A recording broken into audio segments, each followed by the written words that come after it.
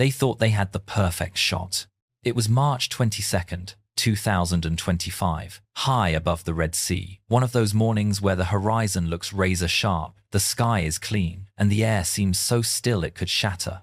At 28,000 feet, a U.S. Air Force F-16 Fighting Falcon drifted through its patrol track like it had done 1,000 times before. No alarms, no threats, nothing but blue sky, calm seas, and the hum of a jet engine slicing across an empty map. Then, ping, a single red warning blinked to life on the pilot's HUD, sharp enough to jolt his nerves. Radar lock. Before he could process it, another signal lit up, then another. A cascade of alarms snapped through the cockpit. Missile launch. Brake, brake, brake. He didn't think he reacted. The pilot yanked the stick hard right, the F-16 rolling into a brutal defensive turn. Flares spat from the wingtips, burning like magnesium suns against the morning air. The defensive suite screamed. The engine roared. He felt the G's clamp down on his chest as the nose dropped. Somewhere far below, on the Yemeni coastline, a Houthi-controlled Syad launcher had just loosed a heat-seeking infrared missile. Silent, fast, no warning except the one flashing in front of him now. The missile reached for his heat. Flares burned away behind him, each one a tiny decoy sun aimed to pull the seeker off his exhaust plume. But the missile adjusted course mid-air, curving with predatory precision. Above him, spinning in lazy circles but watching with unblinking eyes, an E-2D Hawkeye from the USS Eisenhower fed every second of the engagement back to the carrier. Below, an EA-18G Growler already lit up the spectrum, jamming radar bands across half the coast. He had 30 seconds. 30 seconds until the missile either missed or found him. He tightened his turn, 9 Gs slamming his body into the seat. He felt his vision squeeze, the edges darkening. A final flare burst behind him like a dying star. And then, boom, a flash, a shockwave, a blossom of fire far enough back that it couldn't reach him. The missile detonated prematurely. The F-16 lived. But survival came with a far more dangerous question. Why did the Houthis launch now, here, and at him? Because this wasn't an accident. And this definitely wasn't a random potshot. This was bait. For weeks, the Red Sea had been simmering. Commercial tankers were forced to reroute. US destroyers zigzagged constantly, shifting between escort and overwatch. And Houthi forces emboldened by Iranian tech, advisors, and propaganda had grown reckless. Just days earlier, they'd shot down a US MQ-9 Reaper. No hesitation, no warning. Their fighters filmed the wreckage crashing into the sea and posted it online within minutes. A propaganda victory. A digital trophy. And in their minds, proof that America wouldn't retaliate hard enough to matter. But they miscalculated. They assumed a drone and a fighter jet were the same kind of prey. They were wrong. That F-16 wasn't just cruising a routine route. It was deliberately flying a track through what US intelligence suspected was an active missile corridor. It was bait, but the pilot had no idea. The Pentagon had quietly revised the rules of engagement days earlier. Any radar spike on a US aircraft was now hostile. Any missile launch would result in immediate retaliation. So when the Houthi launcher locked on, they hadn't just taken a shot, they had exposed themselves. And in modern warfare, exposure is death. Because back aboard the USS Eisenhower, the moment the pilot's voice cracked over the comms, Fox 3 defensive, the ship didn't just receive the call, it dissected it.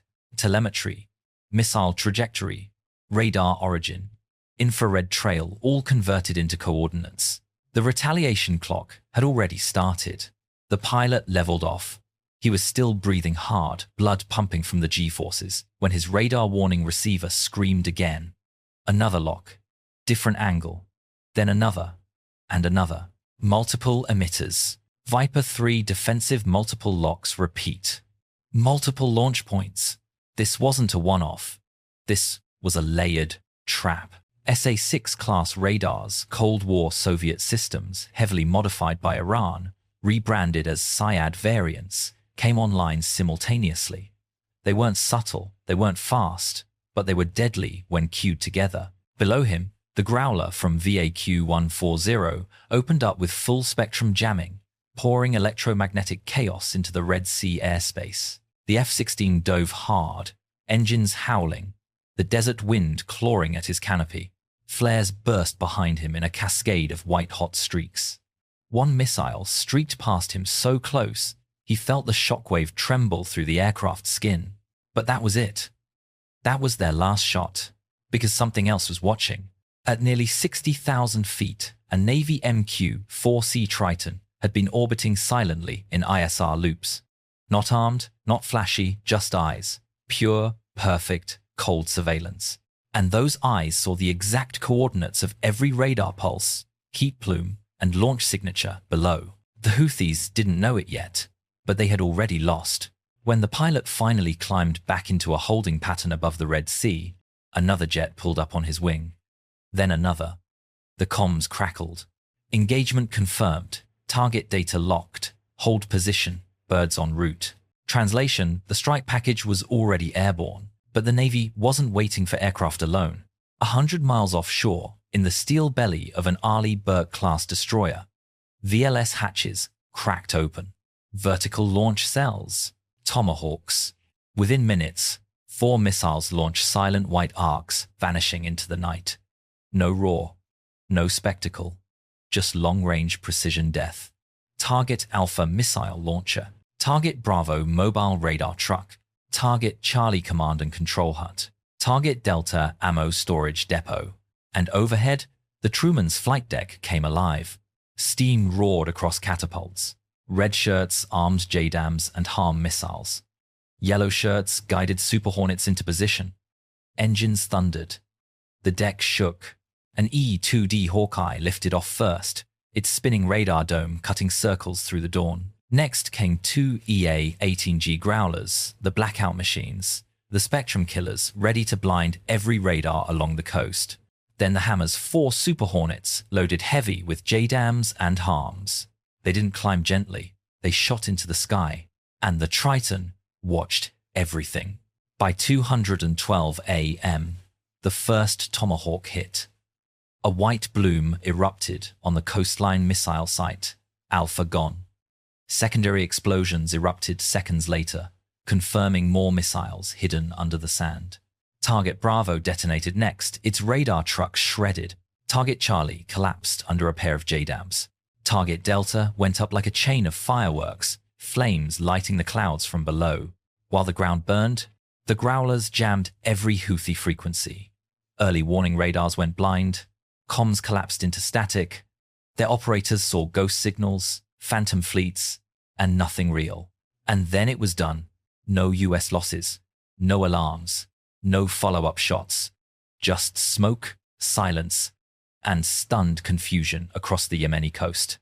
Back in the cockpit, the F-16 pilot listened as the strike teams checked out. Target neutralized. Package Bravo complete. RTB. The sky was calm again. But this time, calm meant something different. Something earned. Because the message was brutal, simple, unmistakable. If you fire at a US jet, you better pray it hits. Because if it doesn't, the next thing coming isn't another missile. It's everything. Modern war moves fast, but this wasn't just fast. It was architectural. Each link fed the next. A single missile launch created a chain reaction telemetry coordinates, strike authorization missiles, aircraft jamming confirmation. The Houthis lost a launcher, a radar, a command post, an ammo depot, and more critically, they lost their playbook. They learned that hitting a drone means nothing. But firing at a fighter jet, that brings the full weight of a carrier strike group down on your head. Now, every radar operator along that coastline has a new nightmare. If I flip this switch, is this the one that gets me vaporized? No press releases, no speeches, just burned sand and smoking metal. But satellites saw it. Analysts pieced it together. And in Beijing, Moscow, and Tehran, military planners took notes. Because the takeaway was clear. You don't challenge US air power unless you're ready for a fight that rewrites the battlefield before you even know you're in one. After the strike, the carrier air wing shifted into full cap rotation, armed fighters in the sky 24 hours a day. Scanning, patrolling, ready to respond in seconds. The Red Sea was quiet again, but it was a different kind of quiet. The kind that comes after a lesson. A harsh one, a permanent one. And now the question that lingers. If you were in command that night, would you have stopped after destroying the launcher? Or would you have wiped every radar site along the coast to erase the entire threat? Be strategic. Be honest. Drop your answer in the comments. And if this mission gave you chills or clarity or reminded you how thin the line of modern warfare really is, hit that like button so we know you're locked in. Subscribe to stay ahead of the next incident before it hits the headlines. And if you want to go further, join the fleet. You'll get badges, priority replies, and help bring more real military stories to the surface. Until next time, stay sharp, stay safe, and remember, one missile can start a war, but the response ends it.